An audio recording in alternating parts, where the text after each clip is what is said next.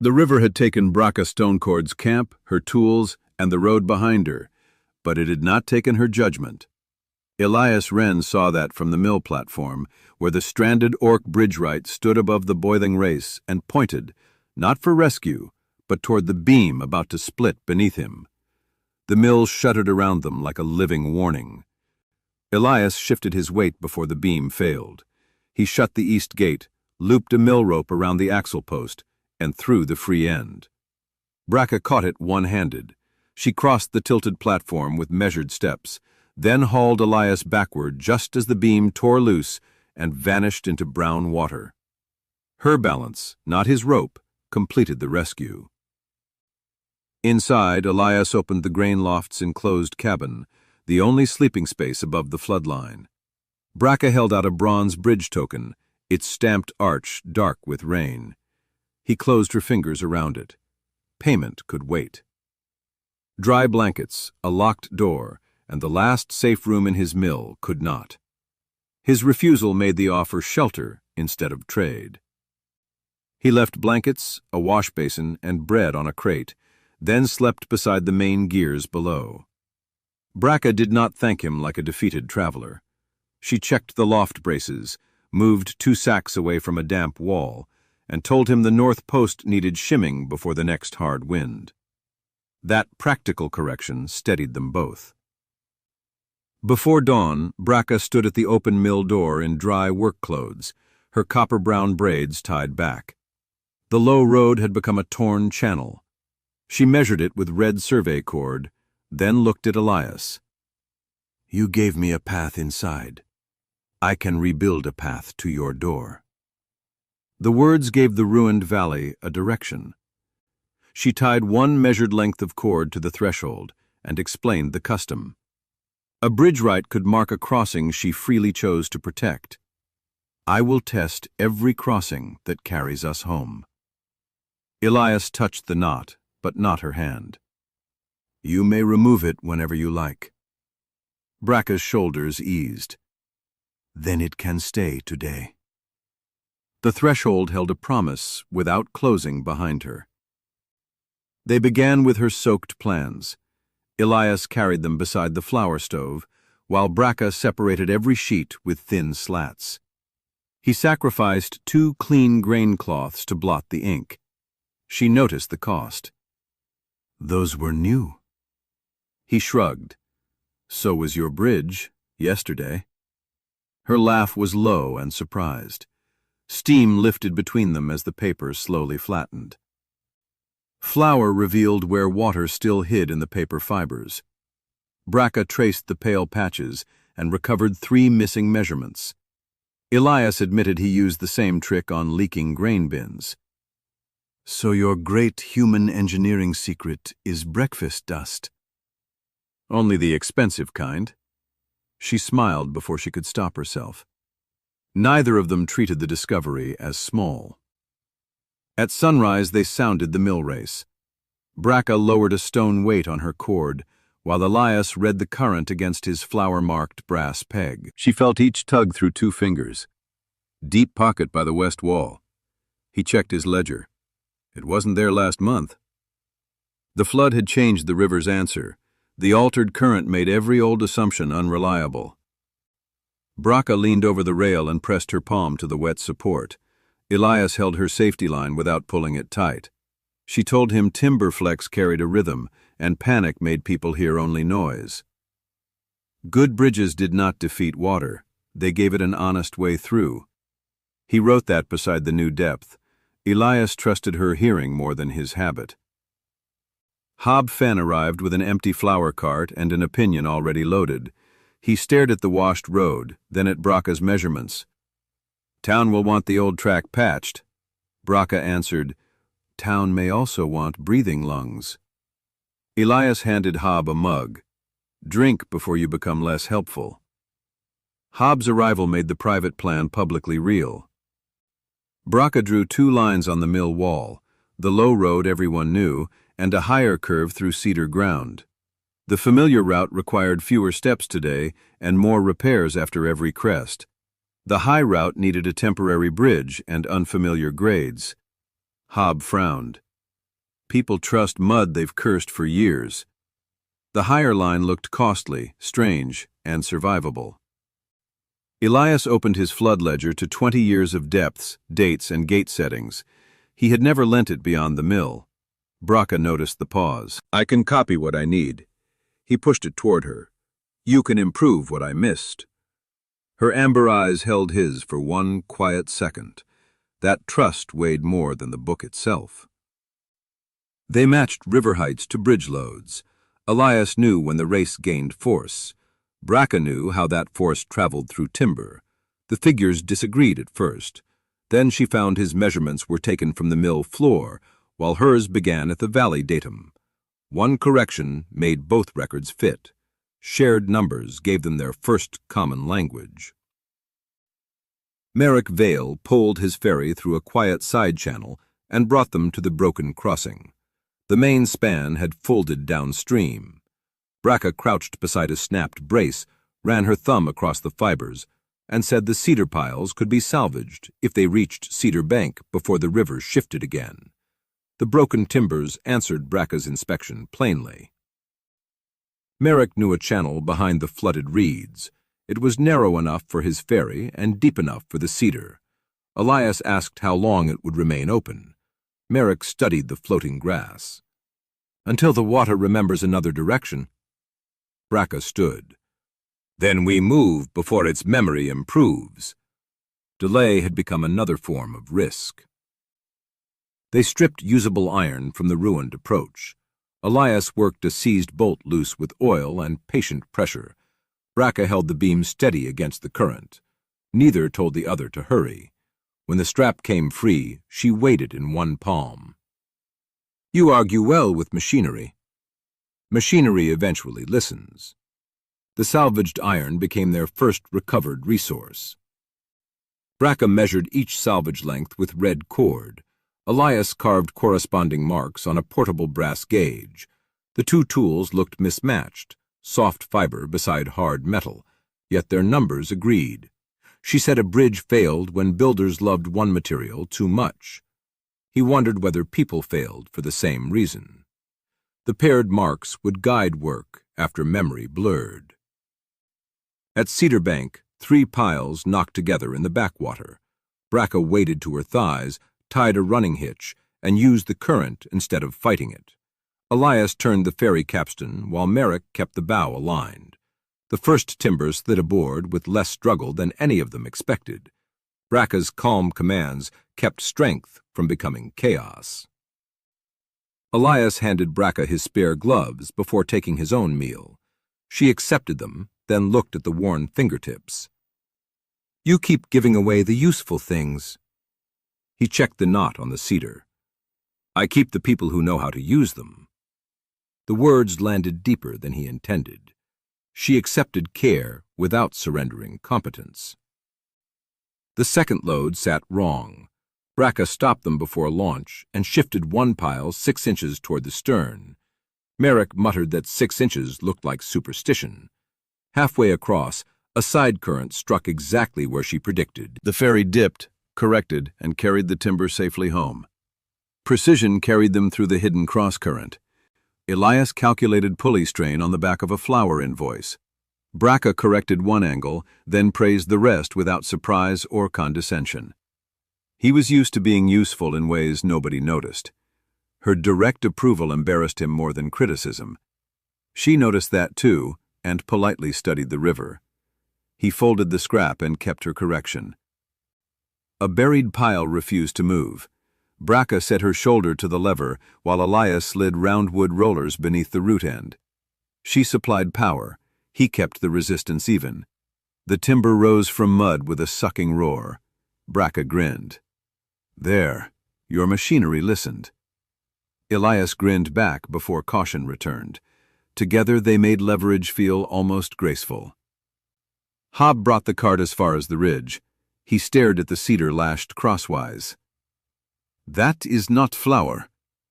Elias tightened the rear rope. It has fewer complaints. Brakka hid a smile. Hob snorted, then climbed down to help because bluntness had never prevented him from being loyal. Even Hob recognized a plan worth muddy boots. Brakka taught Hob a locking hitch used by Stonecord rope crews. Hob challenged it on principle, pulled until his face reddened, and failed to loosen it. "I dislike a knot with opinions," Brakka answered. "This one dislikes you equally." Elias laughed hard enough to lose his grip on the line. The lesson ended with all three laughing. The old hand ferry could carry workers while the road remained broken, but its landing winch had twisted. Merrick offered to pull them one by one. Brakka refused the delay.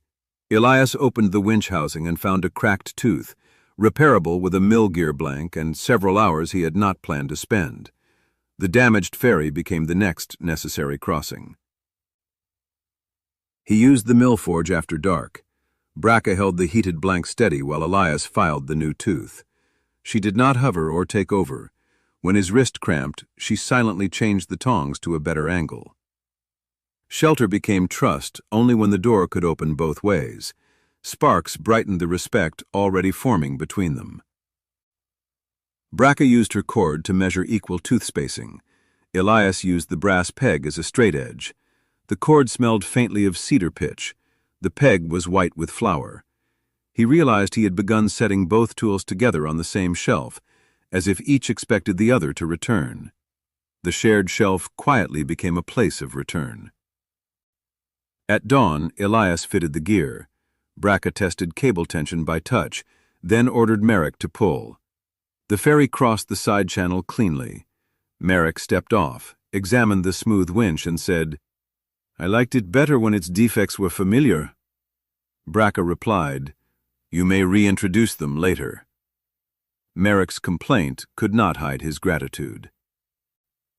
The repaired ferry carried tools, bread, and the first work crew across the gap. Elias watched Brakka manage the landing with calm authority. Nobody mistook her flooded camp for incompetence now. He felt relief, then anger at himself for assuming she had needed anyone to prove what was already true. Brakka's authority no longer required explanation. Back in the loft, Elias taught Brakka how millers estimated shifting grain pressure.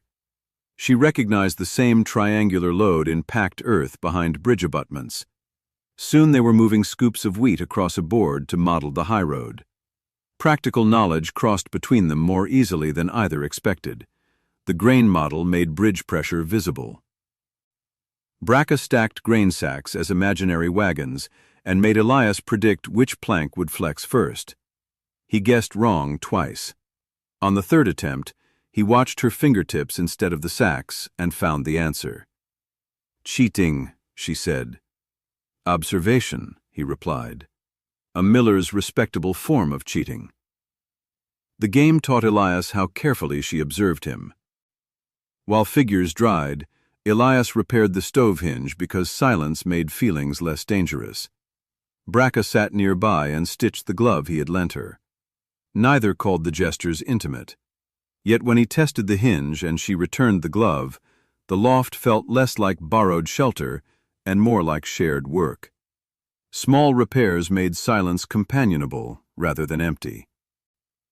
She had used a short red thread at the torn seam. Elias rubbed it with his thumb. "So I can find the weak place," she explained, "or remember who repaired it." Brakka held his gaze. "Both are useful." He slipped the glove on before his face could confess more than he intended. The red seam warmed his hand all evening. Hob returned with news that several farmers wanted the low road reopened immediately. Brakka showed him where the next surge would cut it again. Elias supplied dates from his ledger. Hob listened, jaw set. "People hear danger better when it sounds like inconvenience." He agreed to carry their proposal uphill. Hob left carrying evidence instead of reassurance. That evening, Brakka checked the threshold knot. Elias asked whether the custom required daily renewal. "No. Choice does."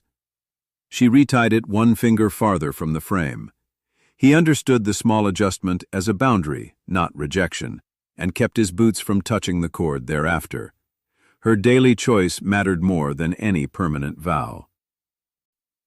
Elias marked the brass peg at the new safe operating depth.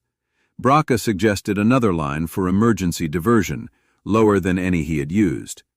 Opening at that mark would drain stored racewater and cost a season of reliable milling. He carved it anyway. A plan without a painful option was only decoration. The second line made sacrifice measurable. They surveyed the high route from the shattered abutment. Merrick identified channels that filled first. Elias paced the grade with the cord. Brakka pressed her palm to the surviving stone and found it sound enough for a temporary anchor. The road to the mill could rise instead of surrendering. Each survey stake pulled the future uphill. Elias drove the first high route stake. Brakka aligned it by eye, then corrected him half an inch. He moved it without complaint. She raised one brow. Most men defend a crooked stake longer than a bad idea. I own enough bad ideas already. Her answering smile stayed with him. His easy correction earned another quiet smile. At the narrow ravine above the old road, Brakka stretched her red cord from cedar root to stone shelf. Elias read elevation from the portable gauge. The span would be short, steep, and difficult, but floodwater would pass beneath it. For the first time, the high route looked like more than defiance. The ravine finally offered them a defensible crossing. Brakka Stonecord arrived with coils of hemp rope and no wasted sympathy. She gripped Brakka's forearms, confirmed she was unhurt, then inspected the cedar. You lost a camp, not your hands. Brakka's chin lifted. Elias liked Yara immediately, though her first look measured him like questionable hardware. Yara's arrival restored family without diminishing Brakka. Yara had already heard about the threshold cord. She asked Elias what he thought it promised. That she will test the crossings she chooses to protect. Yara tugged the knot. And what does it buy you? Nothing. Brakka looked away, but not before Elias saw relief soften her mouth. Elias's answer passed the ant's hardest test. The three measured every rope against Brakka's survey cord. Yara rejected 2 damp coils, accepted 4, and showed Elias how twist direction changed under load. He marked each safe length with flour chalk. Their systems differed, but none demanded surrender. Cooperation became translation, not obedience. The rope crew's logic matched the miller's discipline. While Brakka inspected timber, Yara asked why Elias lived alone above machinery loud enough to replace conversation. He said his older partner had retired south, and hiring temporary hands had become easier than asking anyone to build a life there. Yara nodded. Useful men can hide very efficiently behind useful work. The question followed Elias after Yara walked away. Brakka returned in time to hear the last sentence. Elias expected pity. She only handed him a sound cedar wedge and said, Then use this where hiding would be structurally unwise. Her restraint made the truth harder to avoid. Competence was not loneliness with better tools. Brakka's humor left him nowhere comfortable to hide. Yara improved the hand ferry with a second guide rope that kept the bow from swinging. Merrick tested it twice, then admitted the crossing felt safer. Brakka made him repeat the admission loudly enough for Yara to hear. He did, though he claimed river mist had entered his dignity. Safer passage made Merrick's pride a minor cost. Elias timed each crossing while Brakka felt the guide cable. At the third run, she stopped Merrick midway and ordered him to wait. A submerged trunk rolled through the main current seconds later. Merrick stared at her hand on the rope. You felt that? The river announced it, quietly. The warning traveled through rope before sight. She placed Elias's gloved hand on the guide rope and told him to close his eyes. He felt vibration, then a deeper pulse. Debris? Stone rolling. Her hand remained over his only long enough to confirm the lesson. He missed its warmth immediately and resented himself for noticing. That brief lesson changed how Elias felt danger. In the loft, Brakka kept her recovered tools in one exact row. Elias added a second wall hook without asking where she would put it. She moved it 3 inches left. He moved it again. The small correction pleased her more than a grand gesture would have. It meant he expected her judgment. 2 hooks made the room less temporary. Elias offered the loft key for safety during work hours. Brakka accepted, then clarified that shelter did not grant either of them claims on the other's time. "Agreed," he said, "and the key returns whenever you choose." Her tusks showed with a faint smile. "You are unusually careful with doors." The key established access without entitlement. They raised the first temporary footbridge beam at High Bridge. Brakka called every movement. Elias managed the block tackle. Yara held the guide ropes. The salvaged cedar swung once, then settled into its notch. Brakka tested the flex with both palms and approved it with a single nod. The beam's clean landing renewed everyone's confidence. A strap hole failed to align. Elias volunteered to crawl beneath the supported beam and file it wider. Brakka checked every brace before allowing him under. "I know, Timber," she said. "That does not make your ribs replaceable." He heard care inside the professional warning and obeyed every instruction. Obedience to her limits became another form of trust. When the strap seated, Brakka tapped the beam and watched the cord tremble. Elias saw the vibrations settle exactly where she wanted. "It sounds content," he said. "Timber is never content. It is temporarily persuaded." "Like Hob." "Hob requires heavier bracing." Their laughter carried across the ravine. The bridge sounded stronger beneath their laughter. Hob tested the approach with one loaded wheel, complaining that he had become experimental cargo. Brakka watched the beam deflect. Elias read the gauge. The numbers held. Hob climbed down and slapped the rail. "I still prefer roads that do not ask me to understand them." Hob's successful test shifted local doubt. They crossed the footbridge together after everyone left. Brakka walked first, feeling each plank through her boots. Elias followed at the distance she set. Halfway over, she stopped. The bridge held them above moving water and empty air. "This is the first thing I've built since the flood," she said. Temporary work still carried permanent meaning. Elias did not tell her it was only temporary. He said, "It carries weight because you made it ready." Brakka's grip tightened on the cord. She admitted that accepting his loft had frightened her more than crossing the beam. People often mistook a woman's temporary loss for permission to reduce her. She named the injury without asking him to solve it. She had survived that mistake before. Employers who offered help then spoke over her drawings as though shelter had purchased authority. Elias answered carefully, "I wanted you safe. I did not want you smaller." Brakka studied him. "That is why I stayed long enough to believe you." His answer respected the boundaries she had defended. The honesty required an answer. Elias told her about his retired partner, the quiet years, and the workers who left each season. He had become indispensable because being needed felt safer than asking anyone to stay. Brakka did not correct him. She asked, "Has it been safer?" He said, "Only quieter." The truth sounded smaller than the years behind it. Brakka held out her hand, palm up, not as rescue and not as promise. Elias took it. Their grips were calloused in different places. She said, "I cannot guarantee where my next bridge stands." He replied, "I will not ask you to guarantee what you have not chosen." The offered hand asked for nothing beyond the moment. They walked back with one plank of space between them, close enough to speak without raising their voices. Elias felt no wound close, no loneliness vanish. He simply knew the next honest choice had become possible.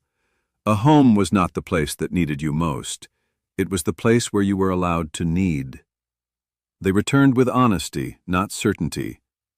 The temporary bridge solved access, not the coming water. Brakka inspected the mill sluice next. One support had twisted under the first crest, hidden beneath the floor. Elias removed 3 boards and found the strain exactly where her fingers predicted.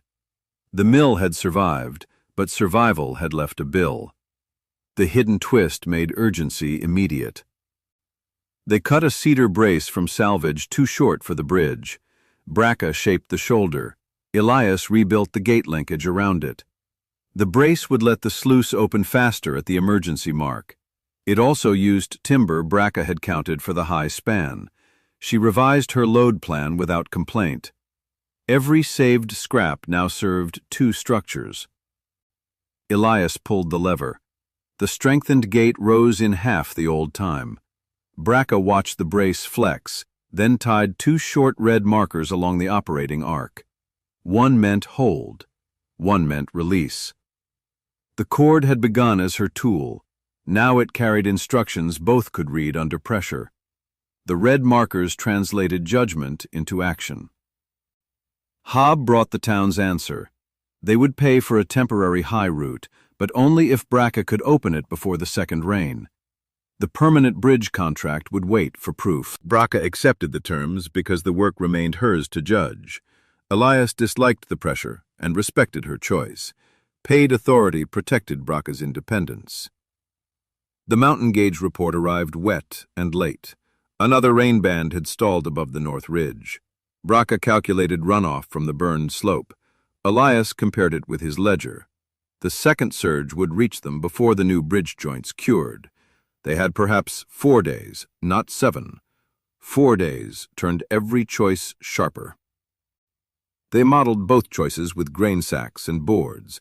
Saving the old low road would consume labor needed at High Bridge and still leave people below flood level.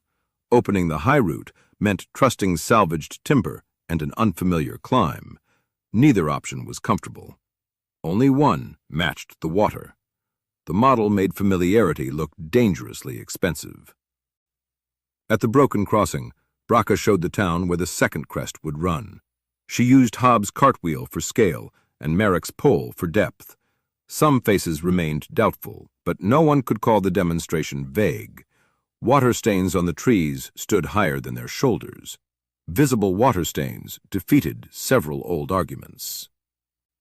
Elias laid his private flood ledger beside Brakka's drawing. He said the mill records supported her route, and that he would divert the race if the crest reached the emergency mark. That choice could ruin his stored water. Brakka looked at him sharply, understanding both the cost and the trust. His public risk matched the weight of her name. When the meeting ended, Brakka asked whether he had offered the mill to make her plan harder to refuse. Elias said no. I offered my risk beside yours. She considered that distinction. Do not spend your life to prove you believe me. Then don't spend yours proving you deserve shelter. Each warning guarded the other's freedom. Brakka turned uphill.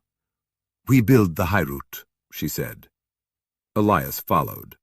The decision did not make the bridge safer or the rain slower. It made their responsibilities clear. She would answer for timber and load. He would answer for water and machinery. Neither would hide inside the other's courage.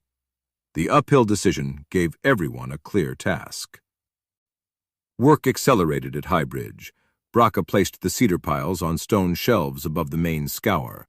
Yara rigged twin guidelines. Elias powered the portable capstan with a mill crank adapted overnight.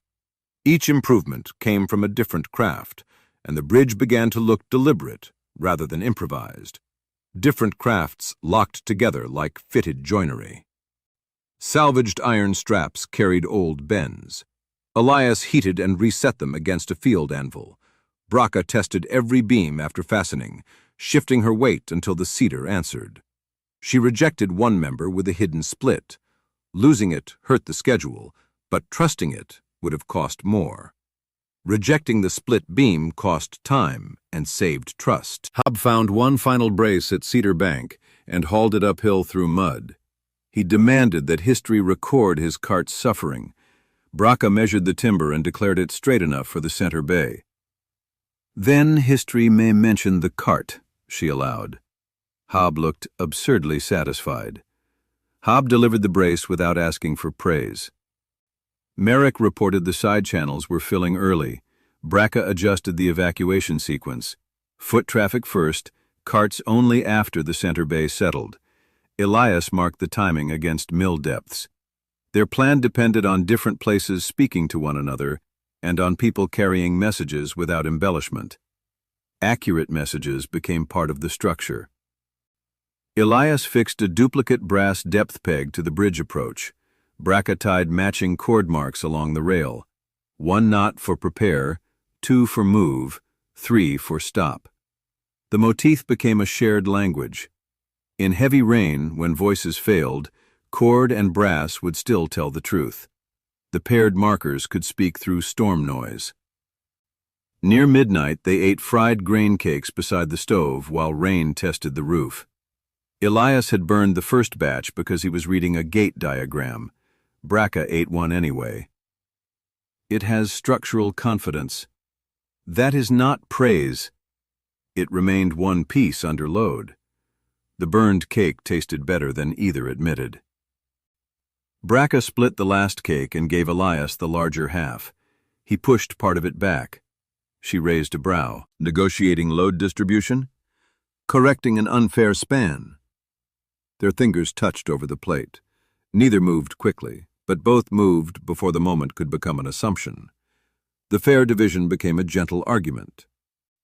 Elias repaired the lantern latch while Brakka rested with her boots off, an intimacy greater than bare skin would have been. She trusted the room enough to be tired inside it. He kept his tools quiet. The urge to protect that peace felt different from the urge to become necessary. Resting openly was its own brave act. Brakka asked what he wanted after the flood, not what the mill needed. Elias had no prepared answer. He said he wanted another voice at breakfast and someone willing to argue about impossible repairs. Then he added, "Not from obligation." Her expression softened. "Good. Obligation is poor company." His answer was a request, not a trap. He left the loft key on the shared shelf rather than placing it in her hand. The choice was deliberate.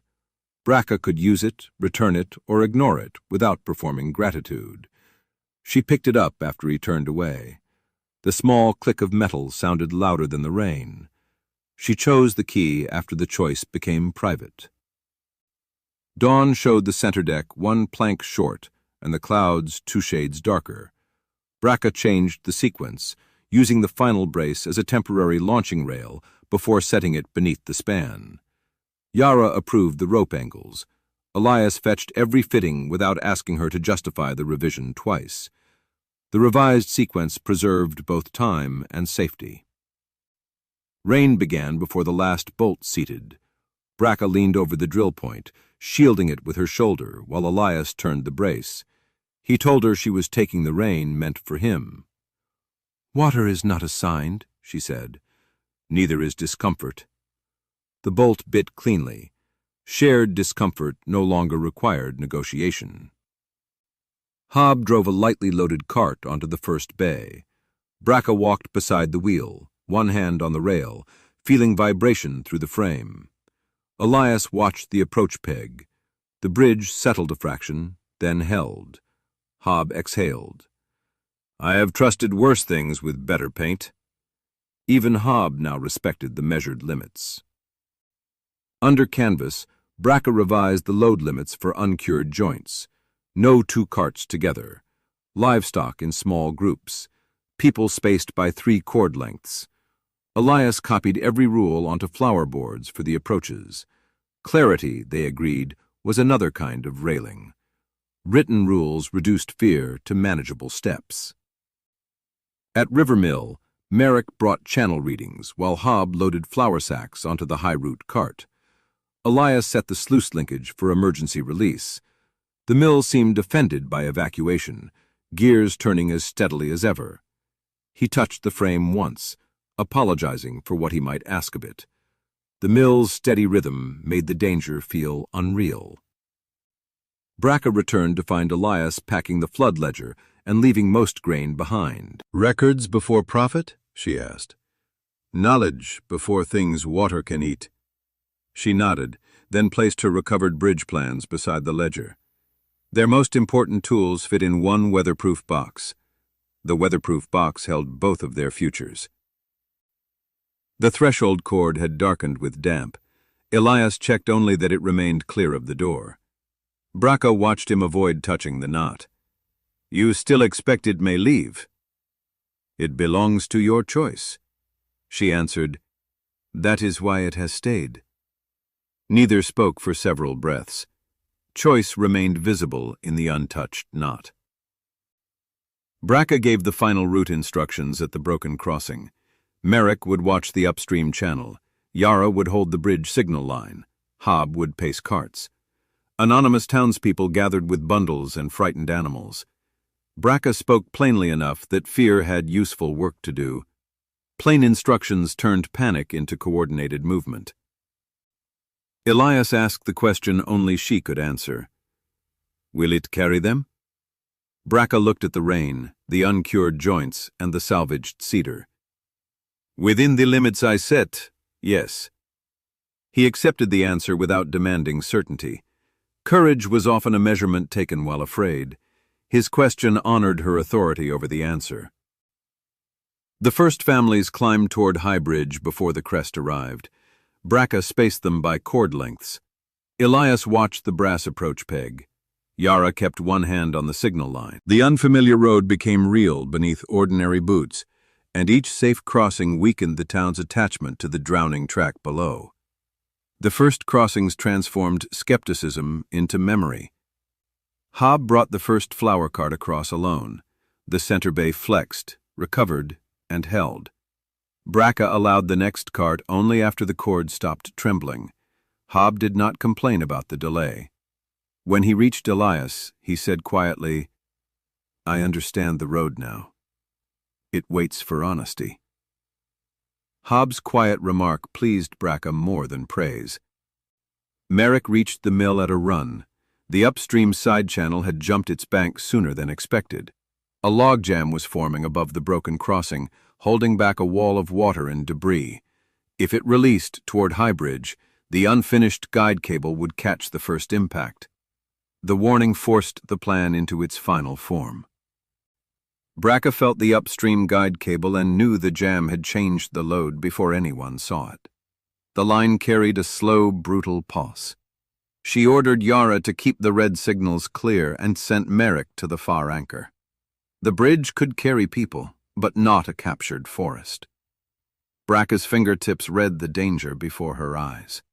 She told Elias the jam would pull the guide cable sideways and peel the center bay from its seats.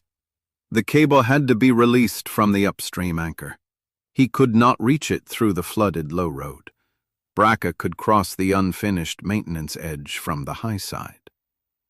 The maintenance edge offered no room for hesitation. Elias said her name once, not as an order, but as fear. Brakka answered, "This is my bridge, and my decision." He swallowed every argument that treated love as authority. "Tell me what you need." She tied the red signal cord around her wrist.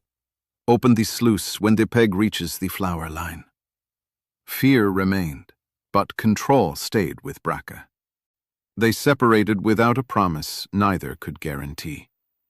Elias ran for the mill. Brakka stepped onto the unfinished span. The red cord at her wrist matched the cord marks on the bridge and the knot at his threshold. What began as measurement had become a language for trust under pressure. The cord carried meaning neither needed to explain. At River Mill, water climbed the brass peg faster than Elias had recorded in 20 years. Merrick shouted channel depths from the doorway. Elias unlocked the emergency lever and felt the gears resist. Stored race water pressed against the gate, a season of milling held behind one decision. The rising water erased every remaining delay. Brakka moved sideways along the unfinished edge, boots finding narrow crosspieces beneath the deck. Yara fed signal cord without slack. Below, the ravine churned with branches. Brakka kept one hand on the timber, reading flecks through her palm, and changed her path whenever the bridge warned her. She moved only when the timber agreed. At the far anchor, Merrick braced the post with a ferry pole, while Brakka examined the loaded shackle. The jam had twisted it beyond the planned release angle. Cutting the cable would free the debris, but whip the line across the deck. She needed to redirect the force first. The twisted shackle demanded a new solution. Brakka threaded her red survey cord through a timber notch and used it to send a new pattern: 2 short poles, 1 long. Yara understood. She shifted the shore guide rope to the lower cleat, changing the bridge load path by inches. Those inches turned danger away from the occupied deck. The altered signal converted danger into geometry. The millrace touched the flower line. Elias saw Brakka's distant cord signal through rain: 2 short movements, 1 long. Merrick confirmed the bridge guide had shifted. Elias pulled the sluice lever.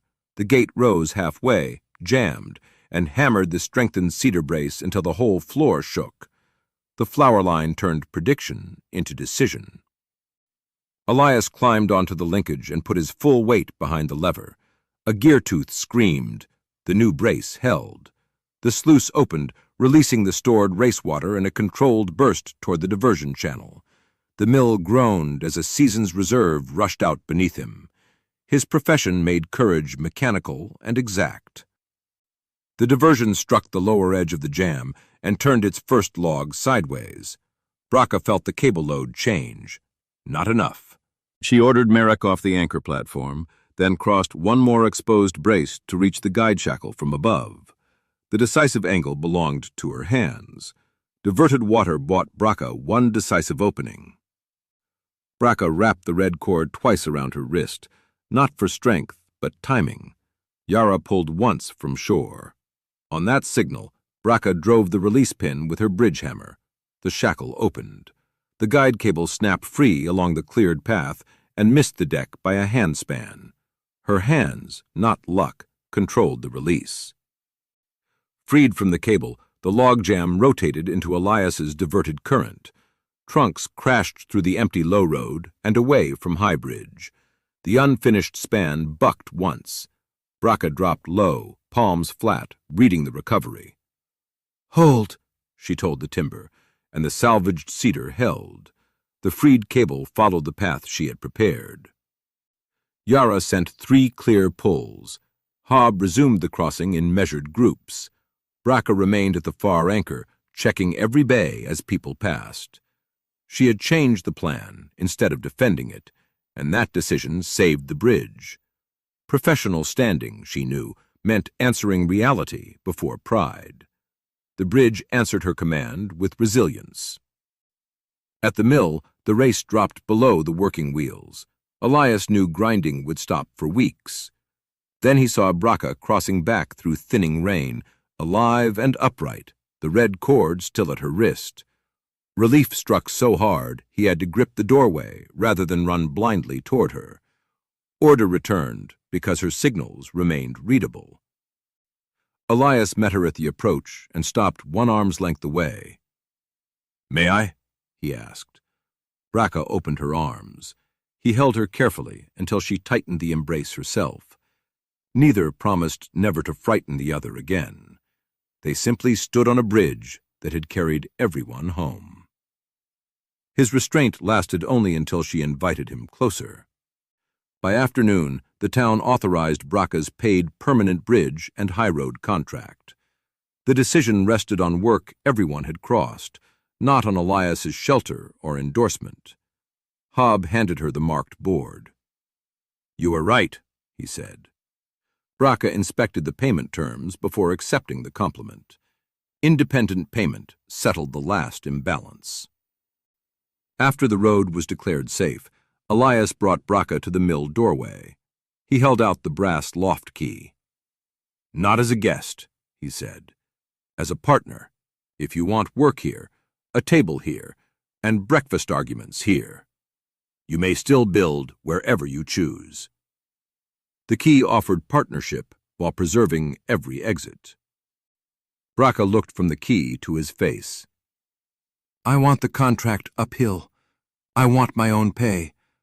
I want this door, too.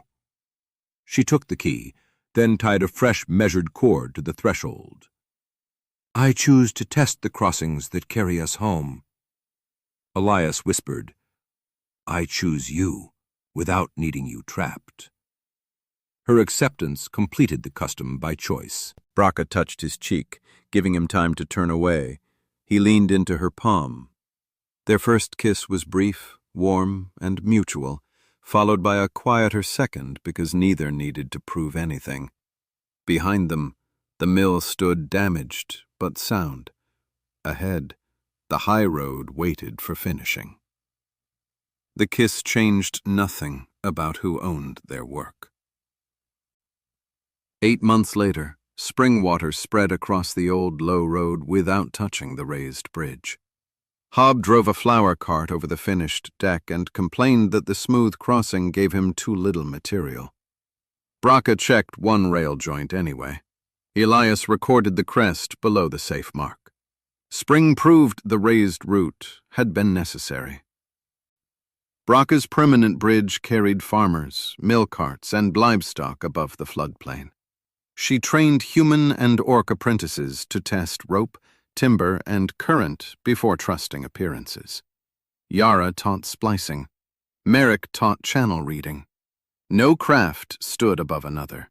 Each guarded a different failure. Apprentices learned that expertise could be shared. The mill office changed shape around 2 professions. Brakka's drafting table stood beside Elias's grain ledger. Bridge models shared shelves with grain samples.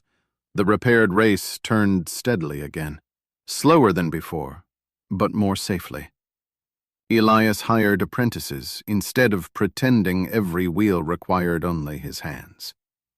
The office sounded different with 2 kinds of work. Some mornings Elias cooked while Brakka revised plans. Some mornings she left before dawn for inspections and returned after dark. Neither departure became a test. He learned to ask when he wanted company. She learned that accepting care did not surrender authority. Their habits remained chosen, not assumed. Ordinary routines became the shape of commitment. The grain loft still held its enclosed cabin, now with 2 work chests, separate hooks, and enough blankets for difficult nights. Brakka kept the key on her own belt. Elias never asked where she had been when work ran late. She told him because trust had room for privacy and return. The room remained shelter because both could leave. Above the shared office door, Brakka braided a retired length of red survey cord around Elias's flower-marked brass depth peg. The cord no longer warned of distance, and the peg no longer marked danger alone. Together they remembered the flood, the choice, and the work that made staying possible. The old tools now carried a chosen history. Elias locked the mill at sunset, and Brakka tested the threshold with one familiar glance. Their shoulders touched as they watched carts cross the high road. The safest road home was the one 2 people chose to maintain. Then they went inside before supper burned. Home looked practical, warm, and deliberately maintained. Would you have trusted Brakka's unfamiliar high road, or tried to save the old crossing one more time? Share your answer below. For more frontier fantasy romances about capable adults building trust, useful work, and a home they freely choose, subscribe to Greenheart Frontier and join us for the next story. The river kept moving beneath the lighted bridge.